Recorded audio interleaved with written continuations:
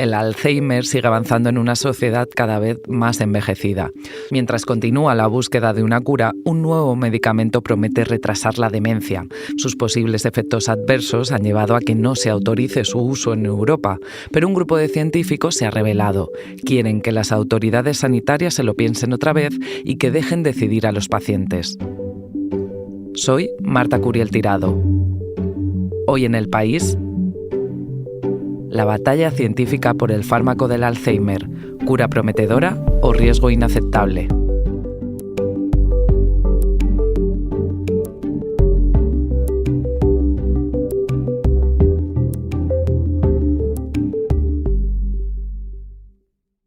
Hola, Nuño. Hola, buenos días. Nuño Domínguez, eres redactor de Materia, la sección de ciencia del País, y creo precisamente que estos días en la sección habéis recibido un email que no suele ser muy común. Sí, fue un correo que nos sorprendió porque iba firmado por 4 investigadores del Alzheimer muy prestigiosos. A uno de ellos le habíamos entrevistado y nos enviaron una tribuna de opinión defendiendo de una forma bastante contundente la aprobación de un fármaco que todavía no ha sido aprobado en Europa contra el Alzheimer y que es verdad que es el primer fármaco que modifica un poco el curso de la enfermedad desde que fue descubierta hace más de un siglo. Nos pareció que no se podía publicar solo porque era una toma de posición muy fuerte.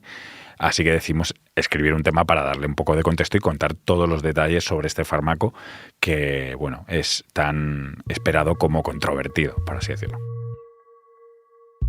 Hablabais precisamente de una rebelión de científicos sobre la decisión de la Agencia Europea del Medicamento sobre la terapia antiamiloide para la enfermedad del Alzheimer. Cuéntame, primero, por situarnos, ¿qué es este tipo de terapia y cuál es el debate? Bueno, pues hoy en día, después de más de un siglo, no tenemos claras ni las causas del Alzheimer ni, sobre todo, cuáles las primeras chispas que provocan la enfermedad. El Alzheimer es la principal causa de demencia y hay más de 50 millones de personas que lo sufren en el mundo, ¿no? Una de las principales teorías desde hace décadas es la presencia en el cerebro de las personas enfermas de proteína amiloide. Estos son como placas de proteínas defectuosas que se forman en el exterior de las células. Entonces, una de las grandes teorías es si eliminamos estas proteínas, posiblemente consigamos revertir la enfermedad. Este fármaco es un anticuerpo que va dirigido a estas proteínas y lo barren del cerebro. De hecho, bueno, hay un estudio que ha visto que los cerebros de la gente que lo toma encogen. Y encogen posiblemente porque se está eliminando esa placa amiloide, esas proteínas. Por traducirlo, Nuño, ¿retrasaría entonces la aparición de la demencia? Esa es la gran pregunta, porque es verdad que este fármaco ha demostrado que elimina la placa amiloide y lo que está por ver o que está por demostrar es qué efectos cognitivos tiene realmente. Es decir, si el efecto cognitivo es lo suficientemente fuerte como para que lo note el propio paciente o la gente que le cuida. Entonces, ¿por qué hay tanto debate? ¿Cuál es el debate? Bueno, el debate es porque se ha hecho un ensayo clínico de año y medio, 18 meses, en el que se ha visto que la enfermedad avanza un 27% más lento en las personas que toman este fármaco. Esto quiere decir que se le ganan 5 o 6 meses a la enfermedad comparado con la gente que toma un placebo. Esto ya es muchísimo realmente porque, como decíamos, no ha habido ningún fármaco que haya conseguido por ahora modificar el curso de la enfermedad. Pero hay muchas voces críticas que dicen es que es una diferencia en una escala de puntuación que no es significativa ni para el paciente ni para la gente que lo cuida. ¿Qué sucede? En Estados Unidos hay en el ensayo clínico, también en España ha habido pacientes que llevan 3 años tomando esto. Y hay más datos de que los beneficios del fármaco se acumulan, es decir, que igual en vez de 6 meses le empiezas a sumar más meses a la aparición de la enfermedad. ¿Qué pasa? Que sería un fármaco que hay que dar de forma crónica durante toda la vida, es decir, el resto de tu vida tienes que tomar este medicamento que se llama lecanemab para ir aprovechando esos beneficios que van incrementando. Por ahora solo tenemos datos que ha dado la farmacéutica. No se han publicado estudios científicos revisados por expertos independientes. Y algunos médicos con los que hemos hablado dicen que los datos son un poco complicados de validar porque comparan cosas o grupos de personas que no son tan comparables. Pero bueno, eso habrá que verlo en el futuro. se necesita más tiempo y también se gana tiempo, ¿no? Eso es. ¿Estos científicos de dónde son? ¿Son españoles? Bueno, son científicos de varios países. Por ejemplo, el científico que nos lo mandó es Bart de Strooper, que es de origen belga, trabaja en el University College de London, dirige y ha cofundado uno de los institutos de investigación del Alzheimer más prestigiosos de Europa. Y estaba muy enfadado. Yo hablé con él por teleconferencia y estaba muy enfadado con la decisión de la Agencia Europea del Medicamento, que fue hace un par de meses, que recomendó no aprobar el lecanemab. ¿Por qué lo recomendó? Porque ha habido 2 muertes asociadas a este fármaco y porque ha habido un porcentaje respetable del 12% aproximadamente de pacientes que desarrollan inflamación en el cerebro y pequeñas hemorragias. Esto es un riesgo que, según la agencia, según los expertos de la agencia, no compensa los beneficios que aporta el fármaco. Este que oyes es Bart de Strooper, uno de los investigadores autores de la carta, con el que hablamos también para realizar la información. Lo que está diciendo es que, aunque las preocupaciones por los efectos secundarios son válidas, no es la primera vez que tenemos fármacos con efectos secundarios peligrosos en otras enfermedades como el cáncer o el SIDA. Entonces, su argumento es por qué este no. Es verdad que esto nos suena de otros medicamentos, lo vimos con la vacuna de la COVID-19, tenía unos riesgos muy pequeños que eran asumibles por los beneficios generales. ¿Lo podemos comparar? Bueno, al final es el mismo tipo de dilema que ofrecen todos los fármacos, es decir, siempre hay unos efectos secundarios, siempre hay un cierto riesgo, todo entraña un cierto riesgo y tienes que compensar o ver si los beneficios compensan los riesgos. El asunto es que en este caso, en el COVID había varios tipos de vacunas que tenían unos efectos secundarios determinados cada una. En este caso no tenemos mucho con lo que comparar a este fármaco. Es por ahora el único que ha mostrado alguna efectividad. Va a venir dentro de poco otro que se está analizando también en Europa, que es similar y tiene unos efectos similares y unos efectos secundarios similares. Y bueno, podemos decir que comienza un proceso como el que vivimos con las vacunas, que da un poco de pereza solo pensarlo, pero es así. Y como de habitual, me decías que es raro recibir este tipo de email, por lo menos la conexión con el periódico, pero yo no sé si en otras tribunas, en otros sitios es normal que los científicos se posicionen de esta manera. Es muy raro, yo no recuerdo ningún caso reciente y hay que decir que estos científicos son totalmente respetables, son buenísimos en su campo y son referentes, pero es muy raro que científicos básicos, porque ellos investigan el Alzheimer a nivel básico. Por ejemplo, Bart de Strooper se dedica a estudiar el Alzheimer en cerebro de ratones, injertándole neuronas humanas, etc. Que tomen un partido tan claro. Y además se quejaban de que no les dejan a ellos, en la Agencia del Medicamento Europea, asesorar o formar parte del debate de si se aprueba o no se aprueba este fármaco. ¿Por qué? Porque todos ellos reciben pagos de las farmacéuticas que están desarrollando este fármaco. Vale, o sea, Nuño, que el debate que me contabas al principio es extenso, empezamos a verle la costura, pero estos científicos también dicen que es posible asumir estos efectos adversos. Efectivamente, dicen que merece la pena, dicen que son los pacientes los que deben decidir si toman esos riesgos o no. Es un argumento así como un poco libertario que cualquier experto de una agencia del medicamento te dirá que, bueno, que en cierto punto es un argumento totalmente válido, pero muchas veces las agencias son las que deben decidir si un fármaco merece los riesgos para la vida y también si merece los gastos para el sistema sanitario, que eso es otra decisión que se tendrá que tomar en el futuro. ¿Por qué es caro? Vale unos 24.000 euros al año por paciente. Y además hay que darlo con inyecciones intravenosas que te tienen que poner en un hospital 2 veces al mes.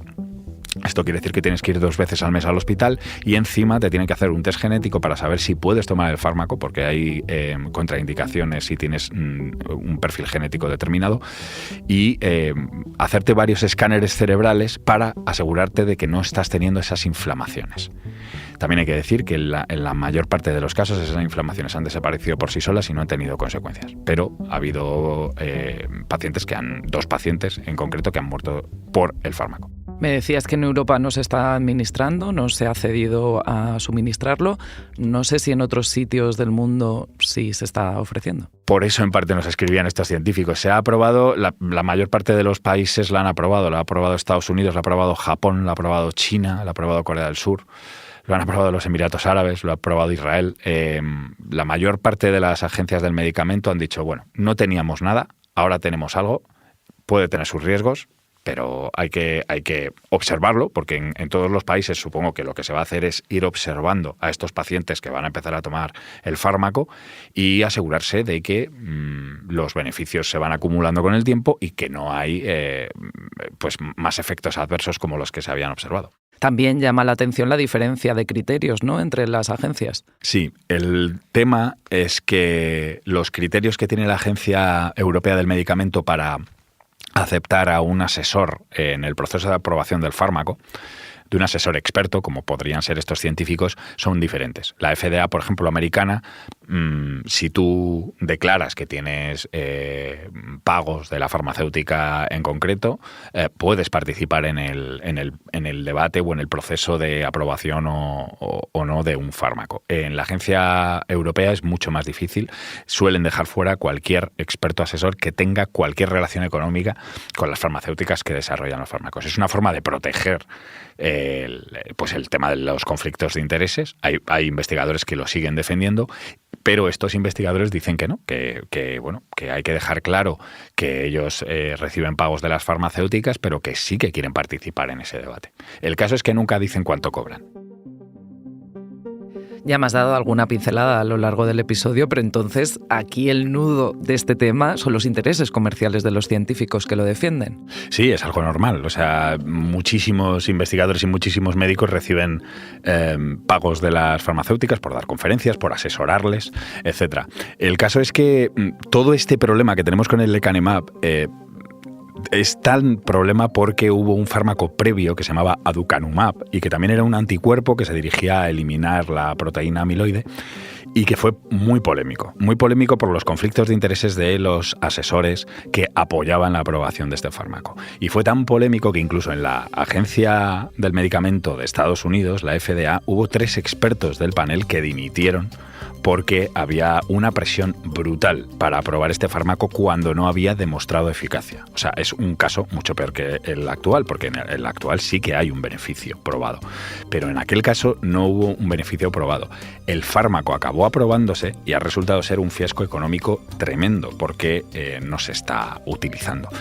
Y precisamente una de las farmacéuticas que ha desarrollado el fármaco actual, lecanemab, es una de las farmacéuticas que desarrolló el aducanumab anterior, con lo cual es obvio que la presión que tiene de aprobar para también compensar las pérdidas millonarias que le ha supuesto el fármaco anterior. Y también todo el dinero que han invertido lícitamente en el desarrollo de este nuevo fármaco. Dame un segundo, ahora me sigues contando. Enseguida volvemos. ¿Te gustaría saber qué está leyendo Leila Guerriero? ¿Qué libro te recomienda Mariana Enríquez o Alicia Jiménez Barlet? Hola, soy Berna González Harbour y te invito a escuchar ¿Qué estás leyendo?, el podcast de libros del país. Escúchalo ya.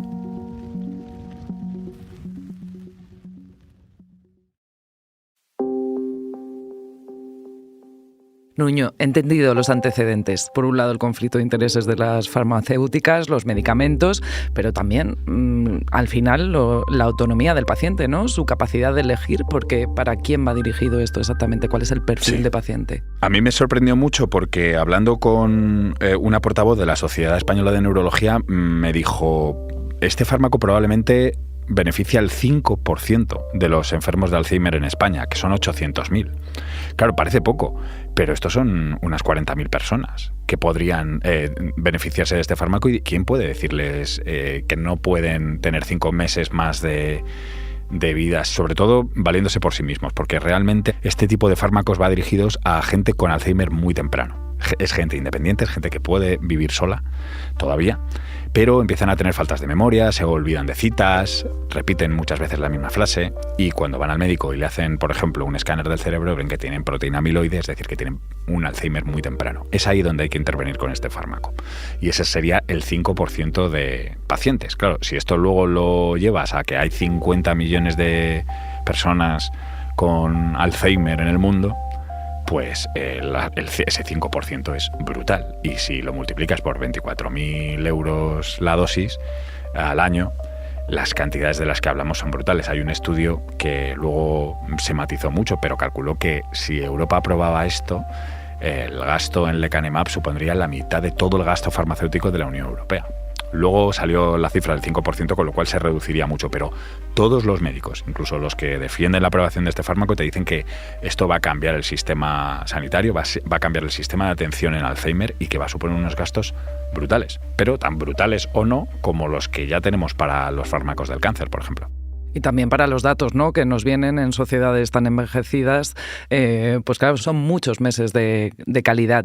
No se va a poder recetar en Europa, me estás contando, pero no sé si en el futuro cercano puede ser una posibilidad y si pueden hacer caso a esa parte de los científicos que se están revelando. Sí, no es casualidad que nos lo enviasen esta tribuna ahora porque la Agencia del Medicamento Europea está reevaluando otra vez su decisión. ¿Por qué? Porque Eisai, una de las dos farmacéuticas que desarrolla el fármaco, recurrió esa decisión. Entonces, hasta final de año van a estar volviendo a debatir, supongo que la farmacéutica habrá presentado datos nuevos y tienen que volver a tomar una decisión, con lo cual ahora, estos meses, vamos a vivir una presión brutal, tanto de asociaciones de pacientes, como de expertos científicos, como de expertos médicos, diciendo que se apruebe o que no se apruebe. Todavía hay mucho debate, es decir, no es una cosa de blancos y negros. Es verdad que sí que nosotros que llevamos hablando de este fármaco y cubriéndolo durante un par de años, sí que hay una tendencia más hacia el pro que el contra, cuando antes era muy en contra, ¿no? Ahora la tendencia es, bueno, vamos a aprobarlo y vamos a hacer un seguimiento exhaustivo de los pacientes para que no haya problemas, ¿no? Y esto nos lleva a otro de los argumentos de los investigadores, que es que Europa se va a quedar en el vagón de cola, por así decirlo. Te leo unas frases que decía la carta textualmente. Esta decisión subraya la posición de Europa como seguidora, en lugar de líder, de innovación médica. Esta decisión supone un revés para los pacientes y un golpe para la investigación clínica en un campo que Europa ha ignorado durante mucho tiempo. ¿Es eso cierto? ¿Se ha ignorado la investigación clínica con el Alzheimer en Europa? Sí, esta es otra de las cosas que se quejaban los investigadores que nos escribieron y en parte tienen razón. La cantidad de dinero que se dedica a la investigación de demencia o de Alzheimer comparado con cáncer es mucho menor, y eso que la incidencia de demencia y de cáncer en el mundo la demencia es un poquito más alta que el cáncer. Entonces, bueno, hay una falta de fondos muy importante para investigar esta enfermedad y por eso, decían, se ha convertido como en una maldición, ¿no? El Alzheimer a veces se entiende como una maldición de que si lo tienes ya no hay nada que hacer, y ellos son muy contrarios a esta visión, claro. Pero además es que hacen hincapié estos investigadores en que el origen de esta terapia está en Europa. Uno de los dos científicos que la desarrollaron era sueco, fundó una empresa y esa empresa la compró Eisai, que es una de las dos farmacéuticas que han desarrollado este fármaco. Y esta podría ser una baza, entonces. La mayoría de los expertos te dicen, mira, esto no es el fármaco definitivo, no es una cura, eso también hay que tenerlo claro, pero es un primer paso. Porque no, o sea, Europa se va a quedar fuera, no va a dar ese primer paso, aunque no sea el definitivo, y va a esperar a que dentro de 5 o 10 años venga otro fármaco nuevo, pero los datos de seguimiento, por ejemplo, los tendrán otros países, no los tendrá Europa porque no las ha aprobado el fármaco. Bueno, es un tema complejísimo. Entonces seguiré hablando contigo. Gracias, Nuño. A vosotros.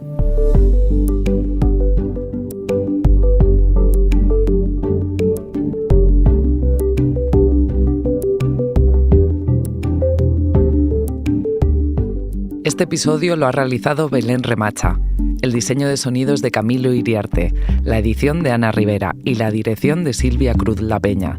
Yo soy Marta Curiel Tirado y esto ha sido Hoy en el País. Gracias por escuchar.